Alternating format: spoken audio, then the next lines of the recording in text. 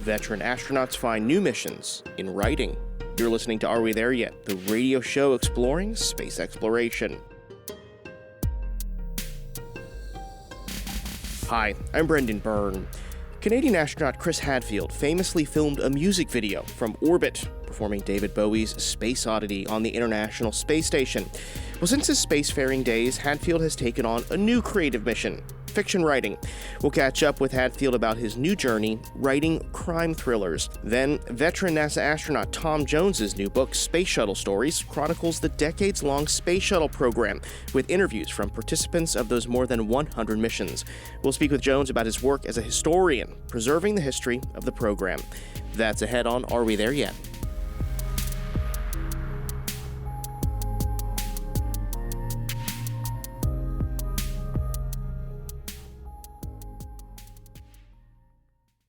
The Apollo Murders is a speculative science fiction thriller penned by veteran Canadian astronaut Chris Hadfield.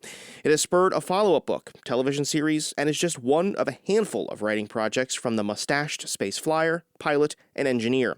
Hadfield's newest book is The Defector, a follow-up to the Apollo Murders. He joins us now to talk about his new adventures in writing and how his experience as a space oddity and engineer helped him navigate this new profession. Chris, welcome back to the show. Thanks. I'm really pleased to be speaking with you again. Yeah, and the last time we had you on, your book, The Darkest Dark, was out. Since then, there have been plenty of other books. You've been quite a prolific writer. Tell me a bit about your journey from astronaut to writer. Well, I'm still very much an astronaut, working with space companies, director of several companies, technology incubator, super busy on the technical side.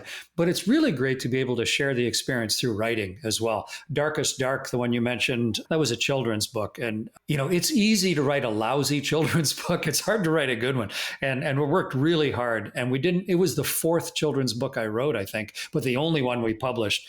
And it's done great. And I just love the anecdotal stories from all around the world of the kids that are understanding space flight and how not to be afraid. And so I love the idea of trying to share ideas through writing. And now writing fiction with the Apollo Murders series, and most recently, the book that just came out 2 or 3 months ago, The Defector. It's a great, personal challenge to write thriller fiction, but it's also having terrific success. And it's a really fun way to let people in on the nitty gritty of what space flight and being a combat fighter pilot and test pilot is really like. I have to say, every kid that I know in my life got a copy of The Darkest Dark after I got a copy from you, and they have enjoyed it very much. So thank you for that. But let's talk about, you mentioned that there is a challenge in writing thriller fiction. Had you always had this interest in writing, Chris, or is this something that relatively new for you? Where did your dreams come from when you think about it? A lot of it came from media of some sort, right? You went and saw a movie, or you read a story, or somebody read a story to you, or you watched a video or something.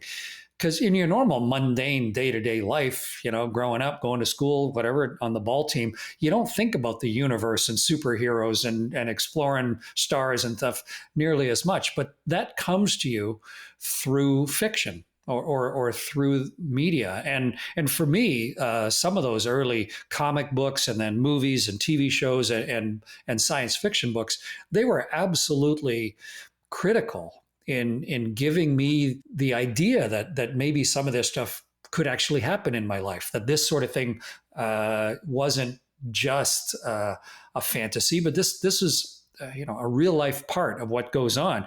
And so to be able to link those together, I've always found really important as a reader and a consumer.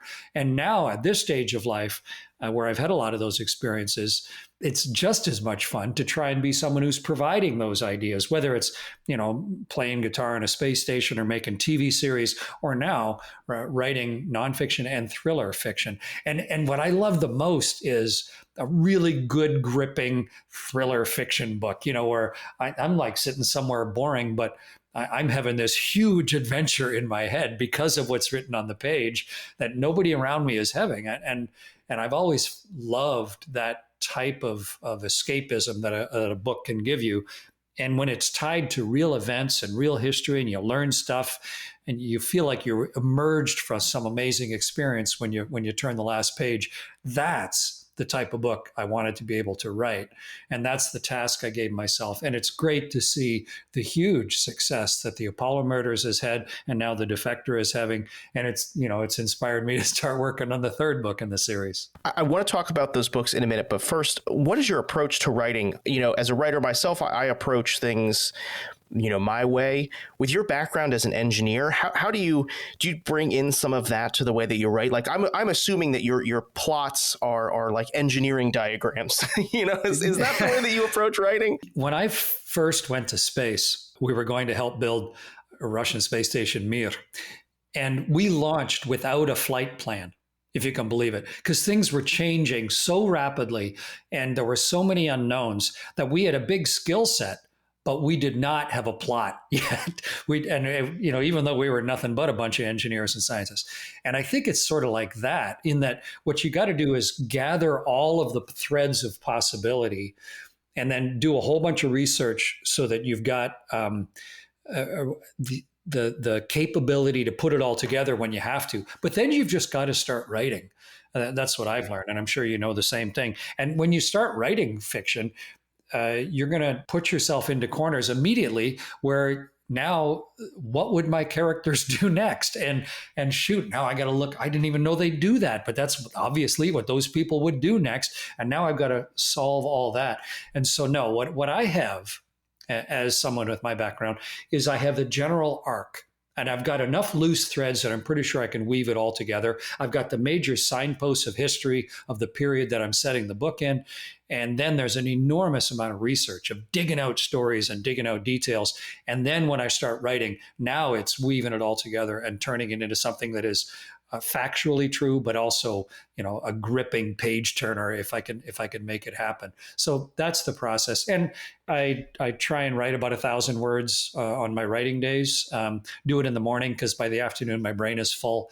And I'm a constant back editor. Like I read what I wrote the last couple of days, and then I'll probably go change some stuff there, and then I start writing, and I'll write full of blurb, and then I go back and read it and fix some stuff. So it's a very iterative process. But that's how the 5 books have gotten written so far, and that's the process I'm going through on the 6th right now. Yeah, if it's not broke, don't fix it, right? It seems to be working quite well. So let's talk about the success with Apollo Murders and the new book, the Defector. Where did this idea come from? I hope it's not something that happened in space to you personally. What I did when I thought, okay, I'm going to try and write thriller fiction is I went back and reread what I think is the really good thriller fiction. Arthur Conan Doyle and Sherlock Holmes, and go back and read Robert Ludlum and Ken Follett and James Bond and John D. MacDonald with the Travis McGee series, and Dick Francis with his whole series, and Jonathan Kellerman and Lee Child. Read all those, but read them like an engineer would read them. How did they choose words? How did they attribute sentences? How long were their paragraphs? How did they reveal the plot? Like, it's a real structural, clinical thing to learn how to do that. And so for me, trying to learn the skill was a really important part of tasking myself with putting it together. And then, of course, everybody needs a good editor. I read Stephen King's book on writing, and it was hugely permission giving because he included a big blurb of his raw writing, and it was terrible. Like, it was bad sentence structure, poor thought processes, but the raw materials were there. And it just demonstrated how the creative spark and the raw work needs to be done. But then you need a good editor to come in and say, hey, we don't need all these words and you should trim this. Just like a movie director and a film editor have an absolutely necessary relationship. You need that too. So yeah, I'm learning as I go, try and get more efficient at it. So it's not a matter of not broke, don't fix it. It's a matter of something that's working, keep trying to fine tune it.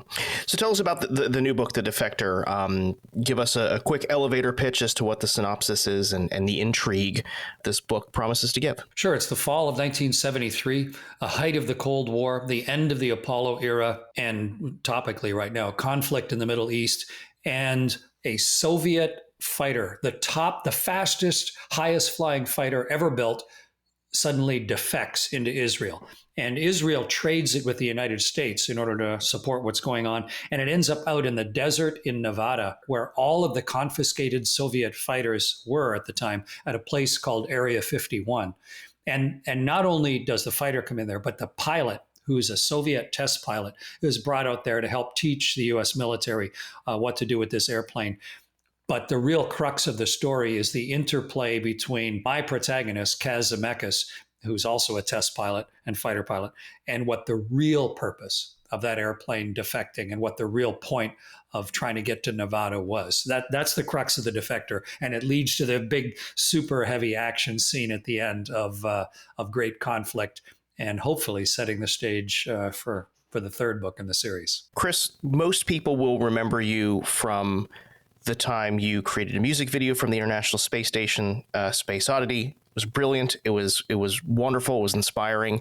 So it goes as no surprise that you are getting into TV as well. Tell me a bit about how you're now going from writing books to getting into television. Well, I've done several series, National Geographic and BBC and things like that. But when Sylvester Stallone and his wife Jennifer read The Apollo Murders, they loved it. And I was already working with a production house in the UK called Altitude. But Sly Stallone, he actually called me one day and said he'd pitched my book to Amazon without even asking me. And so now his production house, which he calls Balboa Productions, naturally, and the production house in the UK, they've signed together, and they are working now on bringing the Apollo Murders to be a television series. And so writing continuing books in that series makes sense. I'm super excited. I'm now an executive producer. I don't even know what that is, but I'll figure it out. I figured out how to command a space station. We'll figure this out. But it's super exciting. Who'd have thought that this might be possible? But fundamentally for me, it's another whole way to really richly share the amazing experience of flying in space. And yeah, a lot, everything that's in these books is credible, but fortunately, those weren't things that happened to me. But I think that tenuous link between amazing possibility and the reality of stuff that actually happens, that's where the whole crux of these books and the TV series, that's the whole secret sauce of them. And Chris, in the minute we have left here, I am reminded in this conversation of something you told me when we talked about The Darkest Dark, and it's not to be afraid, to take risks. And it seems like that what has been your success in this next portion of your career. Is that the message that you want to tell people out there, is to just try, to go for it? Well, you've got to take care of business. You've got to honor all your obligations. You need to take care of self, family, friends, all your day-to-day stuff. But there's some freestyle time every day. And life is a daring adventure or nothing. You get 30,000 days. What are you going to do with those days? How far are you going to try and push your own capabilities? When you look back at the end of the month or the year or the decade, what are you going to be proudest of? What are you going to regret not doing?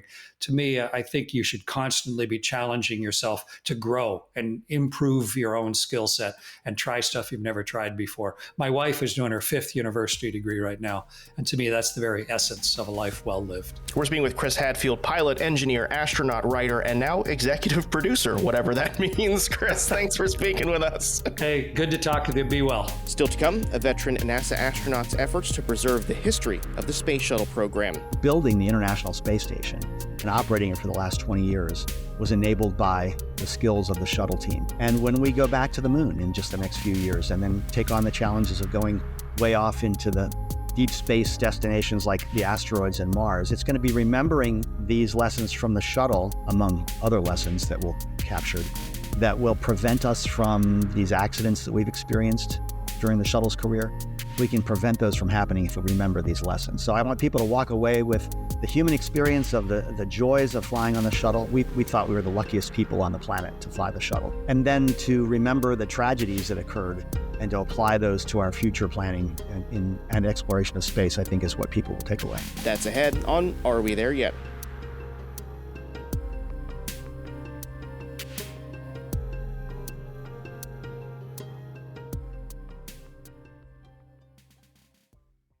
You're listening to Are We There Yet? I'm Brendan Byrne.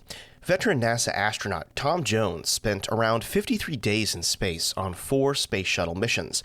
He's the author of 4 books. His latest is Space Shuttle Stories, first-hand astronaut accounts from all 135 missions.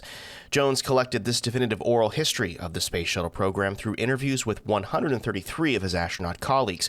He spoke with Are We There Yet's producer, Marion Summerall, about the process of chronicling decades of Space Shuttle missions. Tom, welcome to the show. Thank you, Marion. So let's talk about what inspired Space Shuttle Stories. I mean, this has never really been done before so thoroughly. So what was kind of your inspiration? The shuttle flew for 30 years until 2011, and I was part of that story. I flew 4 times on the space shuttle, and I knew many astronauts. I flew with 20 of them in space. And when I saw the shuttle retire in 2011, I thought that there's a lot of history there that hasn't been captured yet. There are several good technical histories about the shuttle's design and development, testing, and flight career. And those accomplishments are well documented by NASA and some authors, including Dennis Jenkins, who's done an extraordinary job on that technical history. But the human story wasn't there. There were many individual astronaut memoirs, a dozen probably or more. I've written one myself. However, even as an astronaut, I didn't get the chance to talk to everybody who flew the shuttle, nor get to talk to everybody who flew on one of those 135 missions. I wanted to get those stories. I wanted to get them in my head, but I also wanted to share them with people because I think the lessons learned on the space shuttle have taught us how to build and operate the International Space Station. And those lessons learned are going to help us get to the moon again and then go on to Mars. And so I could contribute to that effort, I thought, by capturing those vital lessons learned from the flyers on the space shuttle. And the space shuttle has been used, like you said, for 30 years, and you were trying to get all of these interviews. So what was the process in getting, your total was 133 interviews, correct? Right. There were about 355 people who flew on the space shuttle. And I realized in 2020, when I was thinking about this project, that it would be impossible for me to interview 350 plus people. But the idea of getting one person from every one of the 135 missions seemed doable. And then the pandemic hit. We had a lot of time on our hands where we were restricted to cameras and audio interviews. And so I thought, well, if I can just call up one person from each of those 135 flights, I might be able to chew that challenge to bite by bite, work it down to a doable project. So I was able to start with STS-1, Space Transportation System 1, the very first mission of Columbia in 1981. And I worked my way chronologically, for the most part, through all those 130 plus interviews. There were challenges because we lost 2 shuttle crews in 1986 and in 2003. And so I had to figure out a way to deal with those missing crew members and get their stories as well. But it was a doable job, and it took me 2.5 years to complete all the interviews. And there was another year of editing the transcripts and getting it all whipped into book form. So Tom, were you able to find an astronaut easily from each one of the space shuttle missions? I mean, that must have been really hard to track everyone down in that process as well. Well, the big challenge, of course, were the 2 lost shuttle crews from Challenger and Columbia. And that's 14 astronauts I wasn't able to talk to. Fortunately, a lot of them had left interviews behind with the press and the media back in the 80s and in the 2000s. And NASA had a lot of video material available for me as well. So I was able to dive into that and get some snippets of each of the voices of those crew members and do them justice, I think, for their very important contributions to space exploration. But over 30 years, as you might expect, a lot of astronauts have moved on to other careers, and in some cases, they've left us. And so I was really worried that I would wind up looking at one of the early shuttle missions, for example, where there were only 2 crew members aboard, or 4, and they might all have left us. I was fortunate enough by starting early on those missions in my interview process to find at least one from each one. There was one case where Ken Mattingly, who just passed away in 2023, he was an Apollo explorer, but he was also a space shuttle commander, and he was at the age where he could no longer do interviews in his 90s. And along with his co-pilot, who had passed away, they were the only voices available. So fortunately, NASA had gotten to him about 20 years ago and done an oral history interview. And so Ken Mattingly's long conversation about his experiences on the shuttle was preserved by the Johnson Space Center. And that's how I was able to capture Ken Mattingly's voice. I think one of the most moving was Laurel Clark's interview. Now, Laurel was one of the crew members lost on the shuttle Columbia, and she was a colleague of mine. We worked together in planning the space station, and here she was in orbit on her first trip, and her crew was lost on February 1st, 2003, when Columbia broke up on reentry. There were 7 crew members, and they were all good friends of mine, and I decided that I could obviously have a snippet of some interview portion that each of the 7 did that I could publish. But I found an email from Laurel Clark, and she was on her first mission, and she'd sent an email email back in the closing days of the flight to her friends and family on Earth. And it so encapsulated the exhilaration and the satisfaction that they were having with their successful science mission and the camaraderie that they were experiencing on the shuttle Columbia and the view out the window and just the day-to-day life aboard the shuttle that I thought this would stand for all 7 of them. So Laurel's, one of her final emails home was the way that I captured the whole spirit of that crew. And her letter home is very heartfelt, and it's so exuberant that I thought that was the way to capture the story of the STS-107 crew. And it's probably the most moving of all the ones that I did. How long did it take you from when you thought of this idea to now its publication?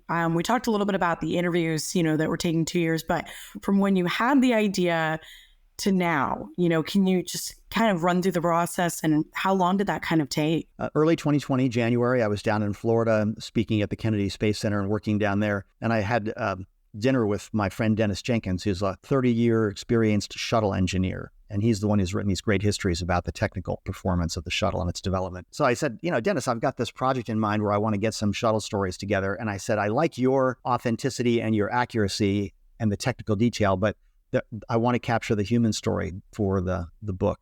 And so I said, if you don't mind, I'll borrow the idea that you have a book with each one of the missions in turn, telling the story of that mission in a thumbnail fashion. But then I want 1 page of the 2-page spread for each of those missions to capture an astronaut story. I said, what do you think of that idea? He goes, yeah, nobody's ever done that before. To be fair, and to give credit to NASA, they have an oral history program at the Johnson Space Center in Houston, where they've interviewed a number of astronauts about their shuttle experiences, but by no means all, by no means not even a majority. So I had a free field then to go out and talk to my crewmates and colleagues and find out what their experiences were. And the remarkable thing was, in the 2.5 years it took me to do that, was that I realized very early on, I'd never heard any of these stories before, because I was working and training so hard on my own flights for 11 years that, I knew my crewmates' stories. We had plenty of time together. But I never heard the guy who flew 4 years before me or 10 years before me or 5 years after I left NASA. I'd never heard those personal stories before. So the pleasure of having a Zoom call, talk for an hour or 45 minutes or so with one of my crewmates and then just hear it all spill out, that was really a privilege to sit down and have that session with each one of my colleagues. And then I hope I've done justice by editing their interviews and getting it on the page. I hope I've done justice to what they felt and conveying those experiences. I think it comes across well. And some of the interviews you didn't know maybe some people previous, right? Of the 133, but connecting with all of these people on a different level must have been also really exciting to you too, because not only does it bring your stories and your experience back, but you get to kind of relate to a specific group of people in a completely different way, right? My shuttle colleagues, I probably met all of them at one time or another at astronaut reunions, or we worked in the astronaut office rubbing shoulders together, but just didn't have a chance to fly together. But what this interview process gave me a chance to do was to get to know their experiences in really personal, emotional detail.